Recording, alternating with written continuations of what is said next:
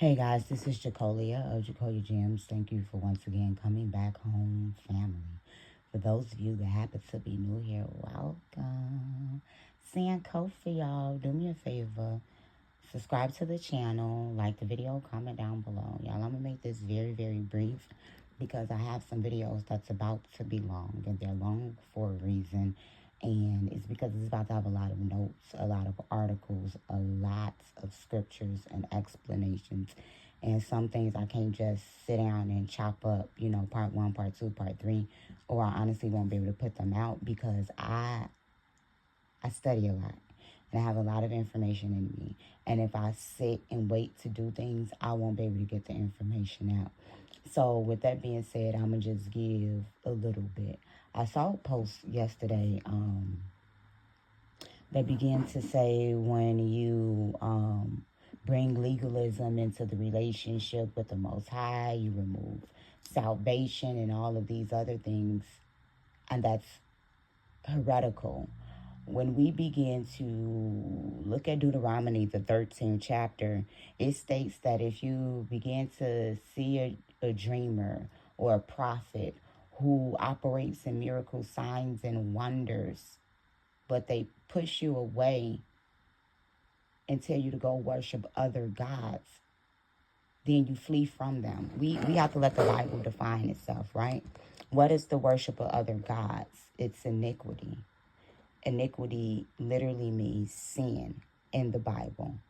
The Second Testament defines it when John begins to say that sin is transgression of the law. This is how they began to know when they sinned and when they did not sin, before, during, and after Christ. Christ kept the law, which is how he became the Son of God. This is going back to when when Enoch walked up perfectly and then he was not. It's because he perfectly kept the laws that was instituted from the beginning. We have to know that the law of sacrifice was already there, present in the Garden of Eden. The law of the first fruit. We see that amongst Cain and we see that amongst Abel. We see that the Sabbath originated in the very beginning of time. And this is how we identify our deity, our power, our Elohim. Because when you look at these gods of other cultures, there are gods who have Sabbath worship as well.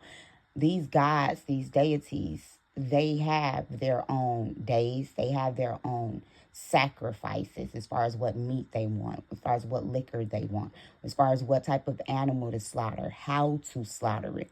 If they want the fat, if they want this, if they want that. Like the First Testament is cultural. So you have to look into the Assyrians, the Babylonians, the Akkadians. You have to look into the Midianites, the Edomites, the Ammonites. You have to look into just every surrounding culture, as well as the land masses that these people began to populate, to understand that legalism is a Near Eastern concept. You have the Code of Hammurabi. You have the 72 laws of Ma'at. So why would not the Hebrews continue to keep their laws that etched them out from amongst these different people groups?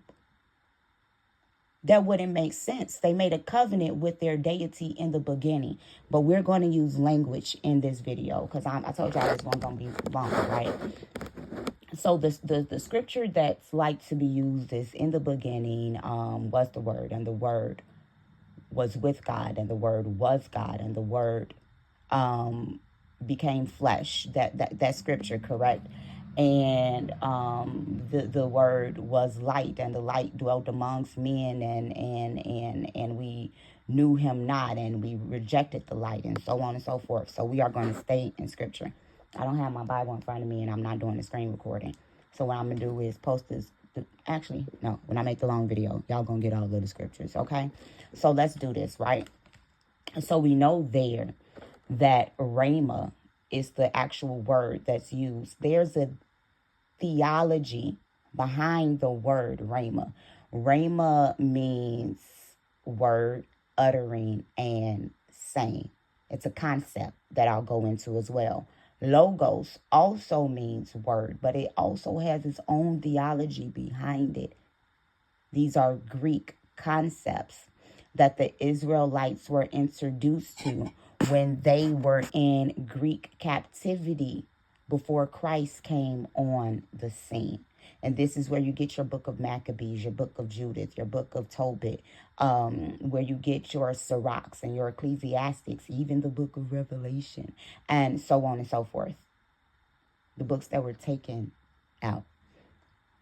And so when we begin to look at logos, it's rooted in leg, Leg, for legal, for law. So even when you begin to look at the etymology of this Greek word, it still points you back to the law. And it also means word. So when we begin to look for the word in Hebrew, that means uttering, saying word, we get Dabar, Dabar. And so when we look at that, as I explained in the video about Pastor Darby, and again, I was not speaking for him because I think Pastor Darby do believe in a virgin birth. He just didn't believe it in the way that it was being taught. So I wasn't speaking for him. I was explaining some things as well as standing in protection of our ancestors that has gone before us. You understand what I'm saying? So when you look into Dabar, Dabar, you will see that the D is the word dialect, and that stands for door. Did not Yeshua say that I am the door, and no man can enter but through me? That's a representation of the eastern gate by which the sheep come in to be slaughtered, to be presented as sacrifices by the Levites before the deity.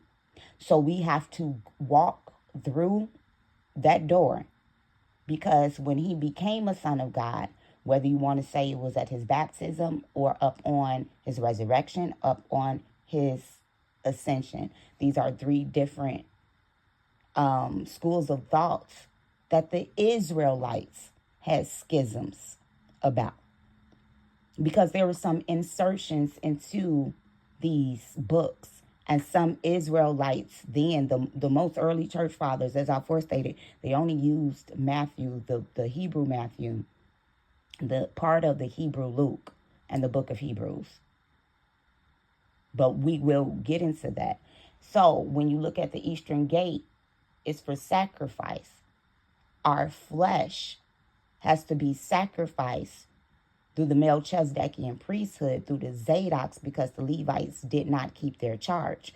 So in the kingdom, the Zadoks are going to be the one to present the sacrifice. The Levites are going to bring the animals. The Zadoks are going to shear them and everything else and prepare them, give them to David, and David is going to present the sacrifice to the Messiah. So there's a hierarchy that we have to begin to go through. These are the 24 elders that was etched out in the Chronicles. So when we began to look at Bar and the Aramaic, which Christ spoke, Galilean Aramaic, because Aramaic became the language during the time of Nehemiah, Ezra, Daniel. These books were written in Aramaic, because this is what the Babylonians began to speak when we were in Babylonian captivity, which was prophesied, I believe, in the book of Isaiah to Ahaz. And a remnant remained behind, just as that son name began to prophesy in the book of Chronicles. The remnant from the tribe of Judah was still there, and they went up to keep the Passover. And you still see the mighty men of Jerusalem and Judah present during the day of Pentecost. they were still there. So that prophecy was fulfilled through the birth of a male child and his name given during that time and during that season. The book of Isaiah is historical. So when you begin to look at the door of the Son, this is what he came through to perfectly keep the law. When we begin to allow the Bible to define itself, we will begin to see that the law is equated to the light. Thy word is a lamp unto my feet and a light unto my pathway. And there's actually I'm going to pull the scripture and probably put it on the screen from the book of Proverbs that literally says that the law is the light. So that's the light that was there in the beginning. And the law became flesh when Christ perfectly kept the law that was there and instituted from the beginning. Without legalism, you have the chaos, total voodoo, total chaos, and total destruction that was presented in Genesis, the first chapter, which the ancients began to teach was a recreation of the inhabitable earth. This is also seen in the book of Isaiah, in the book of Job, in the book of Psalms, and in the book of Proverbs. And so we have to realize that legalism was already there in the beginning. And without the law, we have no Messiah. We have no door. We have no gateway to get to the Father. Because in order to get to the Father, you have to keep his law to be rendered clean. There's no, when you see the Son, you have seen the Father. And it's because the Son encompassed the law. He said, I did not come to do away with the law, but to fulfill. A fulfillment means to keep a promise, to wholly do. Literally says not one jot, which is a Hebraic marker, as well as a tittle. These are, when you learn the alphabet and the vowel punctuations and all of these other things, those are literally Hebrew alphabets and punctuation marks, will not be removed until all is fulfilled. The entire book is not fulfilled. When he began to say that you will do these things that I do and greater, he would not have been able to access the type of power that he accessed if he did not wholly keep the law. He kept the Sabbath. He kept Passover. When we begin to look at, I'm going to say that for a video, so that we could begin to break down and see how Christ literally embodied each of the sacrifices during his life, during that last Passover that he kept, so on and so forth. But I hope you guys begin to look into the meanings, the roots, and the etymologies of these words and allow the scripture to define itself. So sin, according to scripture, is transgression of the law. Iniquity is sin, which is transgression of the law. Wisdom is the light, which is the law. Wisdom is also the co-creation, the creator, not creator. It's another word, y'all. Co-regent. I can't think of the word that was there in the beginning. It says it in Proverbs, the 8th chapter. The Yohewave possessed me in the beginning. I was there when the sons of God and and wisdom had her pleasure with the sons of men, the sons of Adam. Yeshua was the son of man, a son of Adam. So he had to be born of flesh and blood and walk into his perfection. I don't think anything in this video should sound crazy. Y'all, please go look up the word logos, look up that concept, look up the word Rhema, look up the word Dabar, and we'll be back later. So please, when y'all see these next two videos, they are so important. I've never got on here and just told y'all, please watch these videos. Please watch these videos.